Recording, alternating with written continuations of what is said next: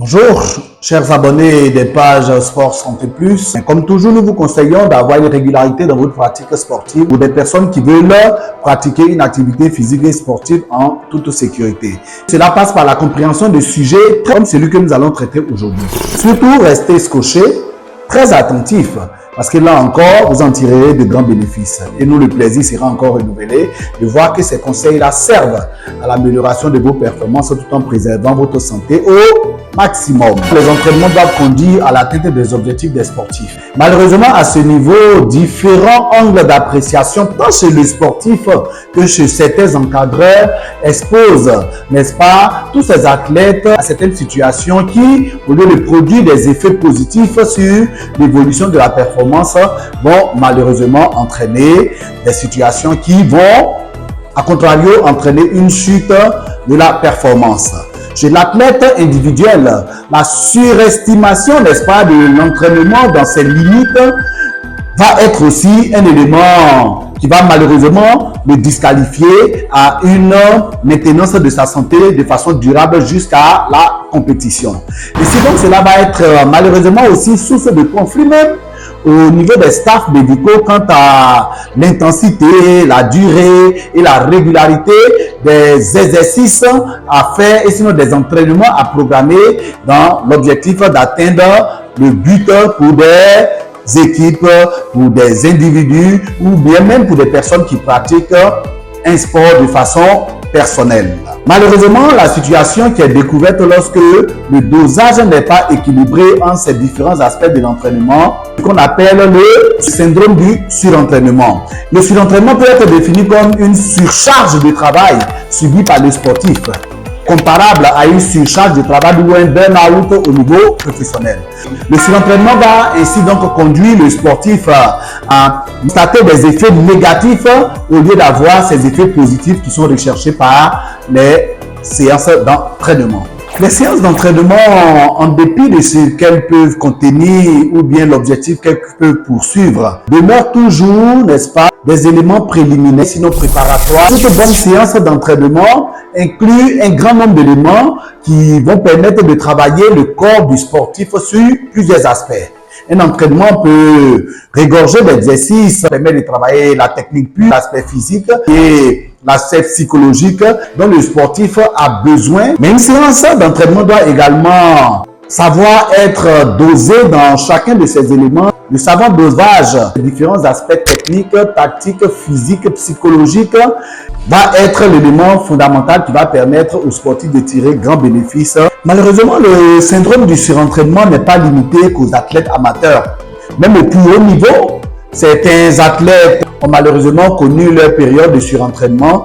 Chaque personne a une limite qui lui est propre tant au niveau physique, psychologique, mental, émotionnel et sur le plan technique. C'est vrai, une équipe peut être composée de plusieurs athlètes, de plusieurs joueurs et subir les mêmes types d'entraînement, mais les limites sont individuelles et cela dépend du travail personnel que l'athlète peut faire au-delà des séances d'entraînement de groupe. Voilà pourquoi il est important de comprendre les causes qui sont et qui pourraient être à la base d'un syndrome de surentraînement. Syndrome de surentraînement ou bien en anglais le overtraining est véritablement un problème. Un des éléments qui peut justifier la présence d'un surentraînement, c'est la charge de travail excessive. Les séances d'entraînement trop intenses et trop accélérées peuvent être source d'un surentraînement. Et cela peut être constaté lorsque les athlètes reviennent d'une période de repos, reviennent également de moments de compétition intense. Le surentraînement peut être également causé sur une mauvaise réadaptation du rythme des entraînements au cours du championnat. Les séances d'entraînement et les séances de préparation des différentes équipes pour participer à une compétition ou bien pour participer à des échéances ponctuelles doivent respecter des phases qui doivent être calibrées en fonction des différentes périodes lorsque l'échéance et sinon lorsque le match ou bien lorsque la compétition approche. Le non-respect de ces différentes phases peut être à l'origine d'un surentraînement. Lorsque la compétition va approcher, il est important de faire uniquement que des séances de réajustage tout en baissant l'intensité de la préparation parce que l'essentiel doit être calibré avant la compétition et non à quelques jours de l'approche de l'échéance.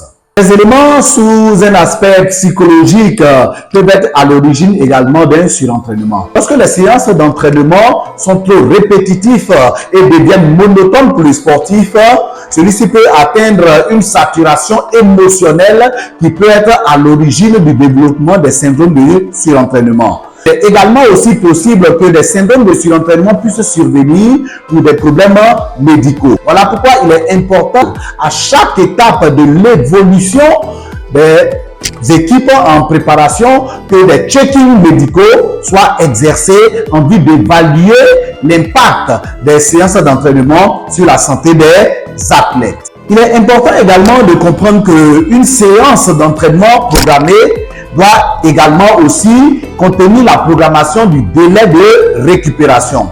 Malheureusement, lorsque le délai de récupération n'est pas calibré à la hauteur de l'intensité de l'entraînement qui est programmé, cela devient véritablement un problème qui peut exposer l'athlète au surentraînement. Lorsque la dépense physique, émotionnelle et psychologique a été faite au niveau d'une séance d'entraînement, il est important de calibrer un délai assez suffisant qui peut permettre la reconstitution de tout ce qui a été évacué lors de la séance d'entraînement. Il faut également souligner un aspect important qu'il faut prendre en compte, c'est l'alimentation. Il faut savoir que l'un des premiers éléments qui permettent à un athlète de pouvoir reconstituer sa forme physique et surtout émotionnelle également, c'est l'alimentation. Une alimentation adaptée permet à un athlète de récupérer plus vite que prévu. Voilà pourquoi il est important dans toutes les équipes qui sont en compétition qu'il y ait un programme de nutrition spécialisé qui permette aux athlètes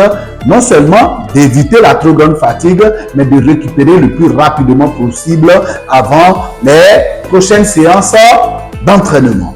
Il faut revenir sur les pressions psychologiques qui peuvent être liées à une concurrence interne, à une concurrence externe avec d'autres équipes, la pression psychologique qui peut être liée également à des problèmes financiers qui sont afférents à certains contrats à signer, à certains éléments à renouveler. Également aussi les pressions psychologiques qui peuvent venir des problèmes familiaux mal résolus au niveau de certains sportifs. Également, il faut parler d'une pression environnementale. Voilà pourquoi nous conseillons toujours aux équipes en compétition des délais de présence dans les environnements où ils doivent pratiquer la compétition afin qu'il y ait ce qu'on appelle une adaptation de l'organisme, du mental et du corps à l'endroit où la compétition va se faire. Ainsi donc, la pression environnementale, la trop grande chaleur ou la trop grande fraîcheur peuvent être des éléments qui vont déclencher malheureusement ce syndrome de surentraînement. Voilà, chers abonnés des différentes pages de Sport Santé Plus, doser ces efforts à tous les niveaux est important afin d'éviter ce syndrome de surentraînement. Nous vous conseillons de liker abondamment cette vidéo, de la partager parce que ce sujet-là pourra permettre à certaines personnes qui aiment une activité physique et sportive en particulier, de la pratiquer le plus longtemps possible parce que cela pourra leur permettre d'éviter un syndrome de surentraînement. Merci, à très bientôt.